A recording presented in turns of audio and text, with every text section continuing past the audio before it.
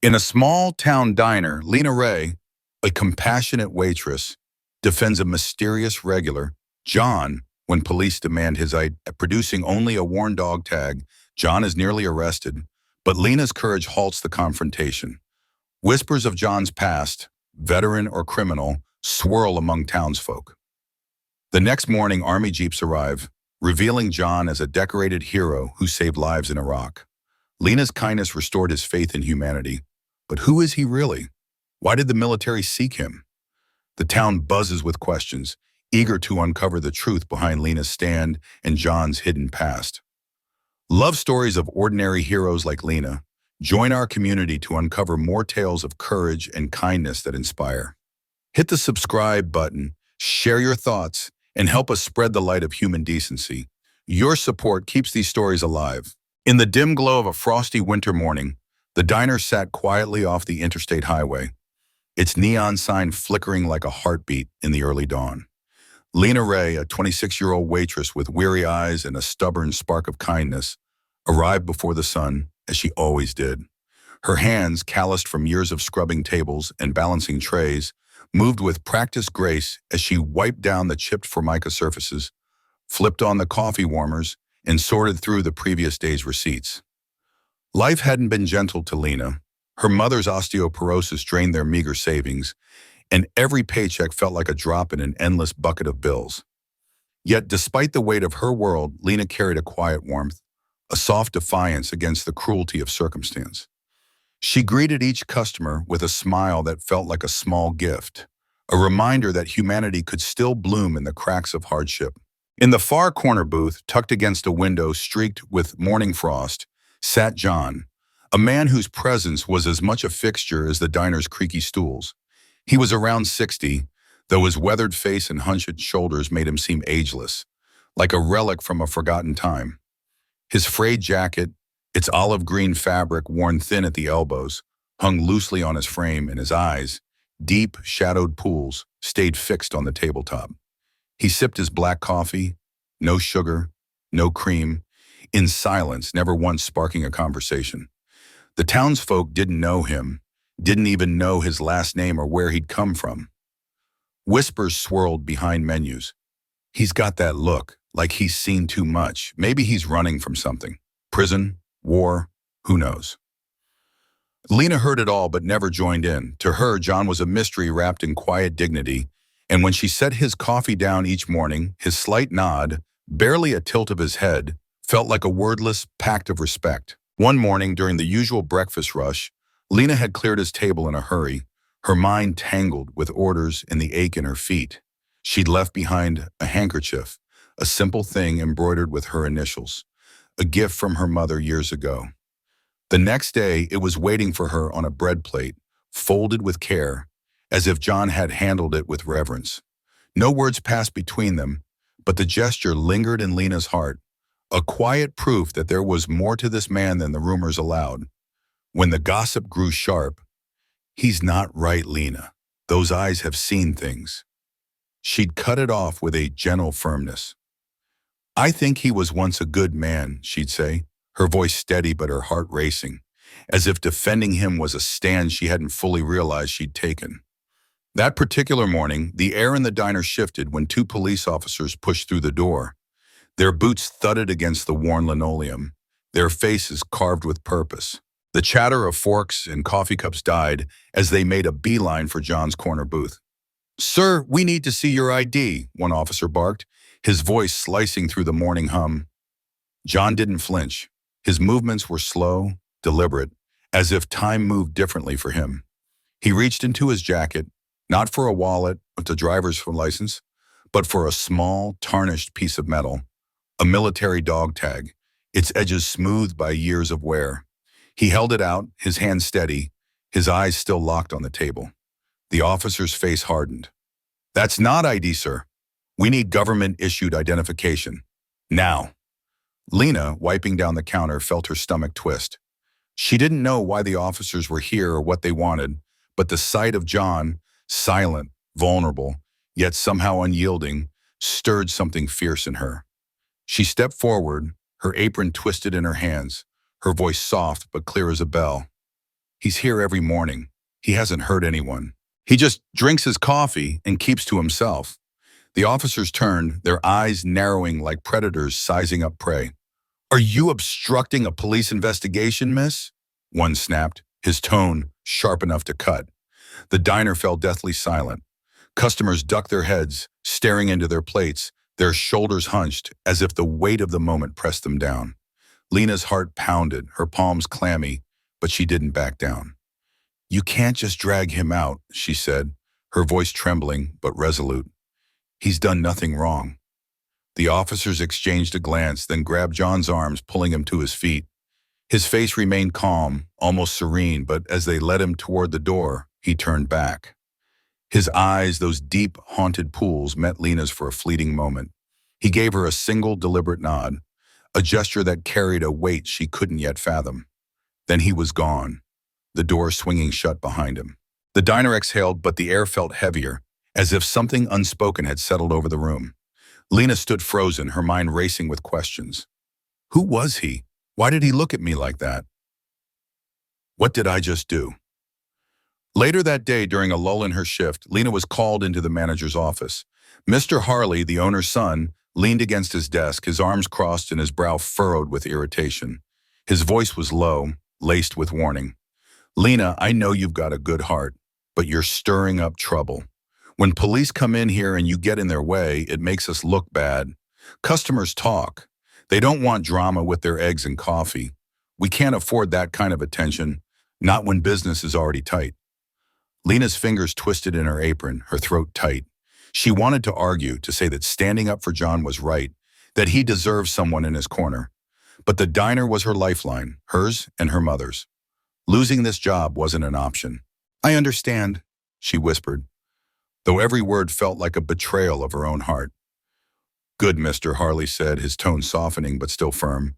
And don't forget, Lena, there are plenty of people who'd take your place in a heartbeat. As she left the office, Lena's mind churned.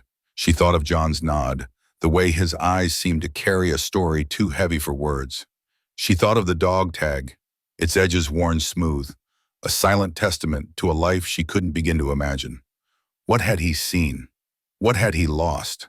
And why, in that fleeting moment, had he looked at her as if she'd given him something no one else had? The next morning, the diner buzzed with its usual rhythm, until the rumble of engines broke the quiet. 5 Army Jeeps rolled into the parking lot, their tires crunching against the gravel. Soldiers stepped out, their uniforms crisp, their faces unreadable. The townsfolk inside froze, coffee cups halfway to their lips as the door swung open. Lena's breath caught in her throat. Whatever had happened yesterday, whatever John was or wasn't, the truth was about to unravel, and it would shake this small town to its core. The late afternoon sun cast long shadows across the small town, its quiet streets humming with a restless energy. Word had spread like wildfire.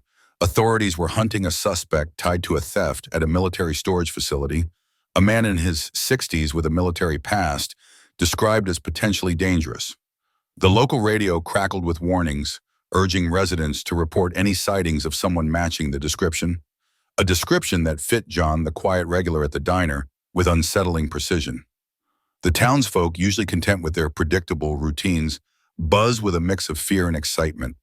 Whispers turned to gossip, and soon the diner became a hub of curiosity.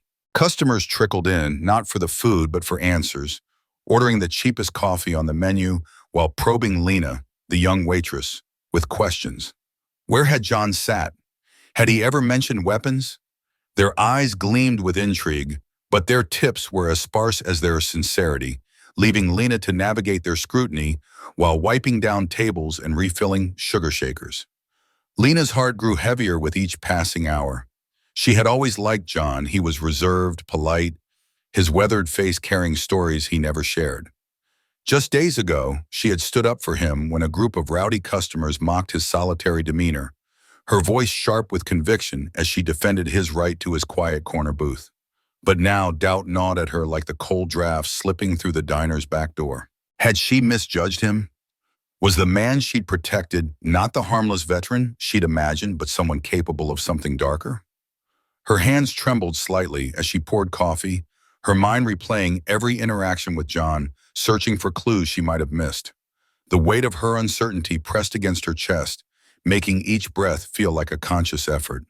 As closing time neared, the diner grew quiet, the last of the evening's customers trickling out into the chilly night. Lena was wiping down the counter when the bell above the door jingled, announcing a late arrival. A man stepped inside, his civilian clothes pressed with a precision that betrayed a military background. He carried himself with a quiet authority, his posture rigid yet unassuming, and chose John's usual corner booth by the window. He didn't touch the menu Lena offered, his gaze fixed on the darkening parking lot where the street lights cast faint pools of light. When she approached, he spoke softly, his voice carrying a weight that made her pause. "Some burdens are heavier than battlefields," he said, his eyes still on the window. "Not every hero keeps their uniform." His words hung in the air, cryptic yet deliberate, stirring a flicker of hope in Lena's chest. Before leaving, he slid a folded piece of paper beneath his untouched water glass and disappeared into the night. Lena's fingers trembled as she unfolded the paper. Inside was a faded photograph of a military unit in desert fatigues, their faces etched with the exhaustion of war. At the center stood John, unmistakable despite the years, his chest adorned with high-ranking medals, his expression radiating a commander's confidence. Lena's breath caught in her throat. The image was a lifeline, a glimpse into a truth the town's gossip couldn't touch. Maybe John wasn't the villain they feared. Maybe his story held depths no one had bothered to explore. She clutched the photograph, her heart swelling with the fragile hope that she hadn't been wrong to trust him. But before she could share her discovery with her manager, she was called into the cramped meeting room behind the kitchen. Her manager's face was stern, her voice clipped as she informed Lena of her suspension. 1 week without pay for interfering in an official investigation and potentially shielding a person of interest. The words hit Lena like a physical blow, her stomach twisting with a mix of anger and shame. She nodded silently, her throat too tight to argue, and left the diner with the photograph tucked safely in her pocket. At home, in the small apartment she shared with her mother, Lena retreated to her bedroom. Her mother's worried questions followed her, but Lena couldn't find the words to explain. Alone, she sat on the edge of her bed, the photograph in her hands, and let silent tears fall. Each sob carried the weight of her doubt, her fear, and the faint hope that John was more than the sum of the town's suspicions. Unbeknownst to Lena or the townsfolk 10 miles away, an emergency meeting was underway at a nearby military base.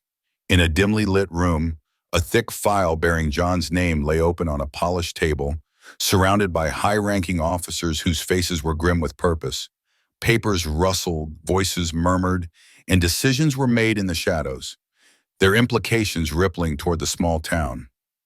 The next morning, Lena returned to the diner despite her suspension, unable to stay away when she knew the understaffed kitchen was struggling. She scrubbed pots in the back, her apron dusted with the flour, her mind still tangled in thoughts of John in the photograph. The morning's quiet was shattered by a low, unfamiliar rumble outside. Lena's heart skipped as she rushed to the front windows, her hands still damp from dishwater. The street was transformed, filled with the imposing presence of 5 olive green army jeeps, their engines idling in perfect formation. The morning sun glinted off their polished surfaces, drawing a crowd of onlookers from neighboring shops. Residents lined the sidewalks, phones raised to capture the spectacle, their whispers a low hum of anticipation.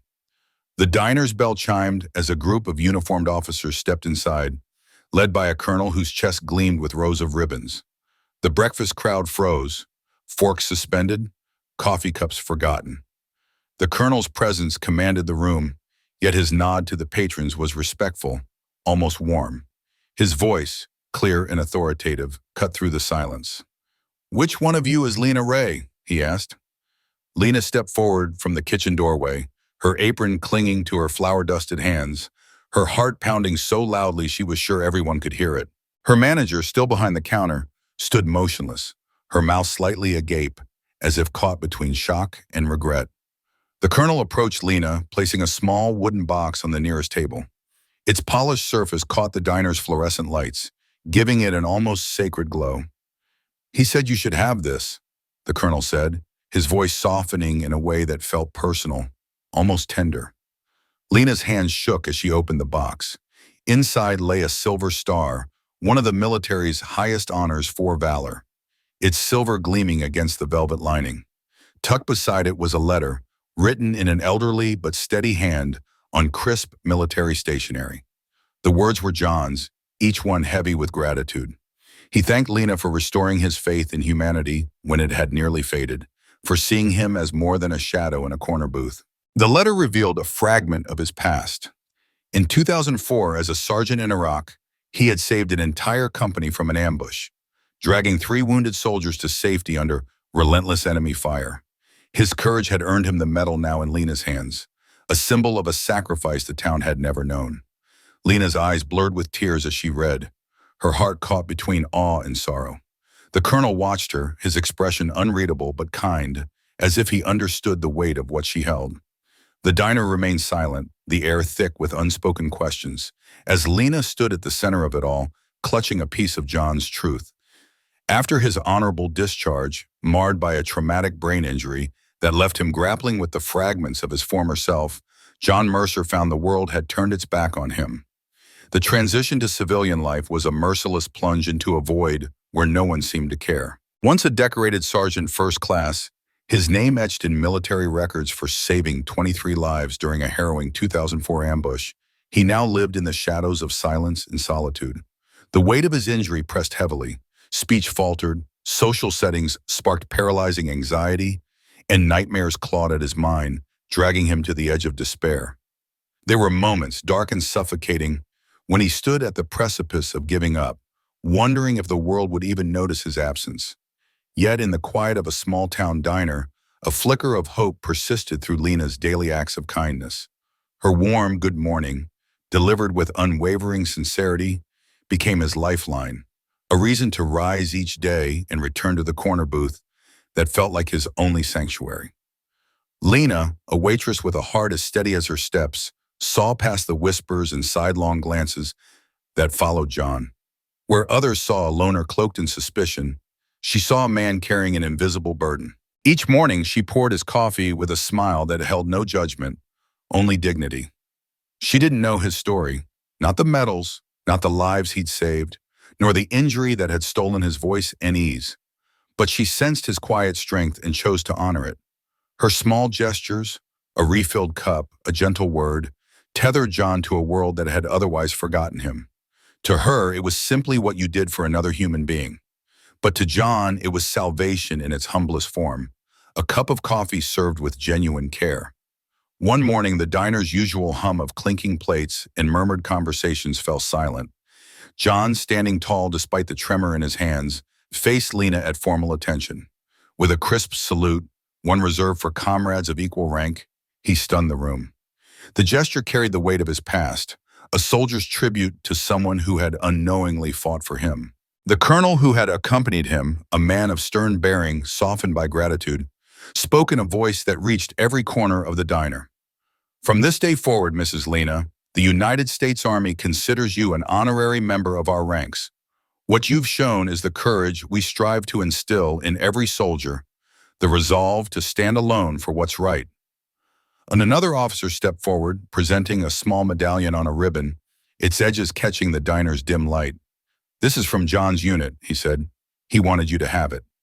The customers, some of whom had mocked Lena the previous day for defending a man they deemed suspicious, sat frozen. One man, his face flushed with shame, removed his hat and pressed it to his chest, a silent apology. Another turned away, brushing tears from his eyes, moved by the weight of the moment.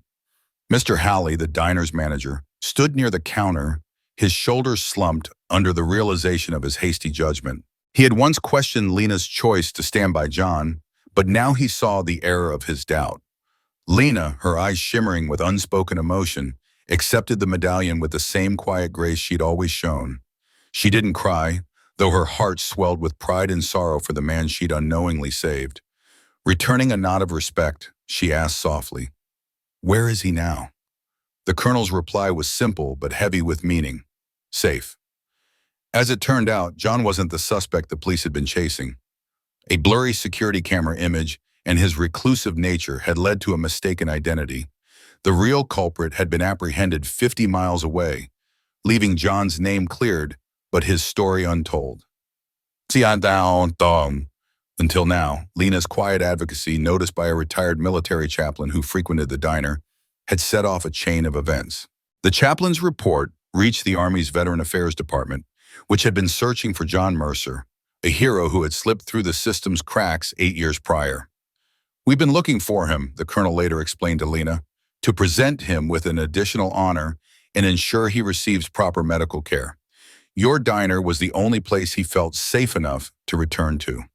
Lena's story rippled beyond the diner's walls, first to local newspapers, then to regional broadcasts. People flocked to the diner not for the food, but to meet the waitress who had stood up for a forgotten hero. Business surged, and Mr. Halley, recognizing his oversight, quietly promoted Lena to head waitress with a significant raise. The corner booth where John once sat now bore a small brass plaque, a quiet tribute reserved for veterans. It became a gathering place for those who had served, a haven where stories of sacrifice and survival found a home, replacing the isolation John had once known. One afternoon, as Lena refilled water glasses, a little girl with pigtails tugged at her mother's hand. "Mom, I want to work here when I grow up," she said, her eyes wide with admiration. Lena crouched down, her smile warm and genuine. "You don't need to work here, sweetheart," she said softly. "Just be kind. That's enough. Kindness can save someone when you least expect it." In the quiet intimacy of the diner's back room, he approached her, his once sharp arrogance softened into something raw and real. The man who had always carried himself with the weight of authority now stood before Lena, with eyes that betrayed a deep, churning regret. "Lena," he began, his voice low, almost fragile, "I got it wrong. I was so caught up in the numbers, the business, the bottom line that I forgot what matters most. People. You, him." His words hung in the air, heavy with the kind of sincerity that comes only after a long wrestle with one's own flaws. He reached into his coat pocket, producing a crisp, formal letter, which he placed gently on the table between them. It was more than just paper. It was a gesture of amends, a recognition of her worth. The letter officially named Lena the permanent head waitress, granting her the authority to train new staff, a role she had earned not through loud demands, but through quiet, steadfast integrity. As he slid the letter toward her, his fingers lingered on the edge, as if reluctant to let go of this moment of redemption. Lena's heart stirred as she looked at the letter, her mind drifting back to the long days of wiping down tables, pouring coffee, and smiling through the ache in her feet. She had never sought the spotlight, never craved recognition, yet here it was, a quiet acknowledgement of her strength, her loyalty, her unspoken courage. Her thoughts flickered to John, the man whose silence had once been mistaken for coldness, whose weathered hands and guarded eyes had hidden a story few bothered to understand. She remembered the dog tag she glimpsed in his palm one late afternoon, its dull metal catching the fading light. At the time, it had seemed like a relic of shame, a marker of some untold guilt. But now she knew better. That tag was no burden. It was a badge of honor, a testament to sacrifices made in shadows, to battles fought and survived, to a life of quiet heroism that deserved to be seen. As the day drew to a close, Lena moved through the diner, her cloth gliding over tabletops, the rhythm of her work steady and familiar. The last rays of sunlight poured through the windows, warm and painting the room in hues of hope. By the register in a small glass case, John's dog tag now rested, its surface catching the light in a soft, persistent glimmer.